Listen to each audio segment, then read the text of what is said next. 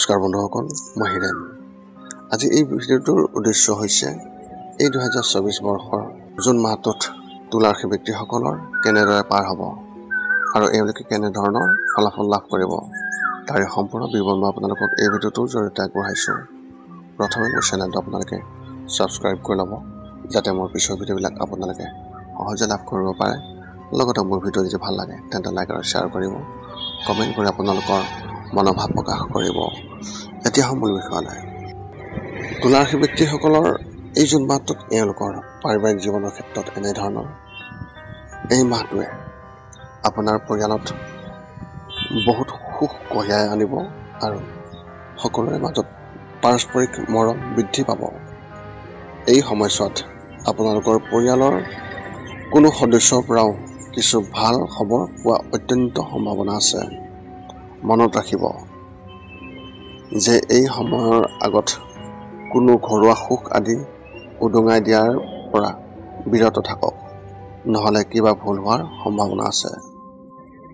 আপোনাৰ বন্ধু বান্ধৱীৰ সৈতে আপোনাৰ সম্পৰ্কও অধিক শক্তিশালী হৈ উঠিব আৰু তেওঁলোকৰ পৰা বহু ক্ষেত্ৰত সহায় লাভ কৰিব, যিবোৰ ভৱিষ্যতে আপোনাৰ বাবে উপযোগী হ'ব। ব্যৱসায় আৰু চাকৰিৰ ক্ষেত্ৰত এনেধৰণৰ। ব্যৱসায়ীসকলৰ বাবে এই মাহটো স্বাভাৱিক হ'ব, কিন্তু তেওঁলোকৰ ক্ষেত্ৰখনত লোকচানৰ সম্ভাৱনা আছে যদিও সামগ্ৰিকভাৱে আপুনি লাভত থাকিব। এই মাহত আপোনাৰ খৰচো বহুত কম হ'ব, যাৰ বাবে আপোনাৰ সঞ্চয় বেছি হ'ব। আৰ্থিক দৃষ্টিকোণৰ পৰা এই মাহটো আপোনাৰ বাবে স্বাভাৱিক হ'ব। চৰকাৰী বিষয়াসকলে এই মাহত তেওঁলোকৰ স্বাস্থ্যৰ বিশেষ যত্ন ল'ব লাগে আৰু কাম কৰাৰ সময়ত সকলো সুৰক্ষা সঁজুলি ব্যৱহাৰ কৰিব লাগে। এই মাহত সহকৰ্মীসকল আপোনাৰ কামত সুখী হ'ব।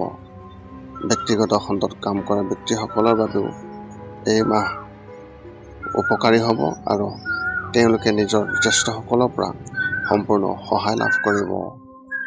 শিক্ষা আৰু কেৰিয়াৰ ক্ষেত্ৰত এনেধৰণৰ। যিসকলে এতিয়াও স্কুলত পঢ়ি আছে তেওঁলোকৰ বাবে এই মাহত তেওঁলোকৰ পঢ়াৰ বোজা কম হ'ব আৰু তেওঁলোকে ক্ৰীড়া ক্ষেত্ৰত অধিক সময় কটাব। এই সময়ছোৱাত ঘৰৰ বাহিৰত খেলা ধূলা নকৰিব। উচ্চ শিক্ষা গ্ৰহণ কৰি থকা ছাত্ৰ ছাত্ৰীসকলে শিক্ষকৰ সৈতে সুখী হ'ব আৰু পৰীক্ষাটো খুবেই ভাল নম্বৰ পাব পাৰে। প্ৰতিযোগিতামূলক পৰীক্ষাৰ বাবে প্ৰস্তুতি চলাই থকা ছাত্ৰ ছাত্ৰীসকলে এই মাহত কিছু অস্থিৰতাৰ অনুভৱ কৰিব পাৰে আৰু তেওঁলোকৰ ভৱিষ্যতক লৈ সন্দেহৰ সৃষ্টি হ'ব। এই সময়ছোৱাত মনটোক শান্ত কৰি ৰাখক আৰু আপুনি আপোনাৰ প্ৰস্তুতি চলাই যাওক। প্ৰেমৰ ক্ষেত্ৰত এনেধৰণৰ। কোনো বিষয়ক লৈ বিবাহিত লোকৰ পত্নীৰ লগত কাজিয়া হ'ব পাৰে, যাৰ ফলত দুয়োৰে মাজত দূৰত্ব আগৰ তুলনাত বৃদ্ধি পাব। এনে পৰিস্থিতিত কিবা এটা কথা বৃদ্ধি কৰাৰ পৰিৱৰ্তে বা তেওঁলোকৰ লগত মুকলিকৈ কথা পাতক আৰু কঠোৰ শব্দ ব্যৱহাৰ কৰাৰ পৰা বিৰত থাকক, নহ'লে পৰিস্থিতি আৰু বেয়া হ'ব পাৰে। সম্পৰ্কত থকা ব্যক্তিসকলে তেওঁলোকৰ সংগীৰ দ্বাৰা বিশেষভাৱে প্ৰতাৰিত হ'ব পাৰে আৰু তেওঁলোকে আপোনাৰ ওপৰত কোনো কথাত হতাশ হ'ব পাৰে। গতিকে সেইবোৰ বুজিবলৈ চেষ্টা কৰক, যাতে পৰিস্থিতি আগতীয়াকৈ চম্ভালিব পাৰে। বিবাহিত লোকসকলে এই মাহত অপেক্ষা কৰিব লাগিব নিজৰ প্ৰকৃত জীৱন সংগী বিচাৰি পাবলৈ। স্বাস্থ্যৰ ক্ষেত্ৰত এনেধৰণৰ।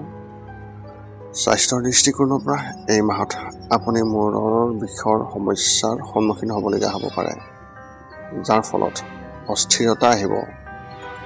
আপুনি গৰমৰ অনুভৱ কৰিব অধিক, সেইবাবে ঠাণ্ডা খাদ্য গ্ৰহণ কৰিব পাৰে। আপুনি মানসিকভাৱে সুস্থ হৈ থাকিব আৰু আপোনাৰ মনটো নতুন নতুন ধাৰণাৰে ভৰি পৰিব। যদি আপুনি কোনো শাৰীৰিক খেল খেলে তেন্তে তাত সাৱধান হওক। এই মাহত যিকোনো গধুৰ বস্তু তুলি লোৱাৰ পৰা বিৰত থাকক, নহ'লে পিঠিৰ বিষ আদি হোৱাৰ সম্ভাৱনা অত্যন্ত প্ৰবল। সেয়েহে ভৱিষ্যতে এই সমস্যা বাঢ়ি যাব পাৰে। আপোনালোকে এই মাহত শুভ সংখ্যা হিচাপে 6 আৰু শুভ ৰং হিচাপে আপোনালোকে বগা ৰং ব্যৱহাৰ কৰিব পাৰে। এই আছিল তুলা ৰাশি ব্যক্তিসকলৰ এই জুন মাহটোত সম্পূৰ্ণ ফলাফল আৰু এওঁলোকে কি লাভ কৰিব তাৰে বিৱৰণ। পুনৰ লগ পাম অন্য এটা ভিডিঅ'ত। আজিলৈ ধন্যবাদ।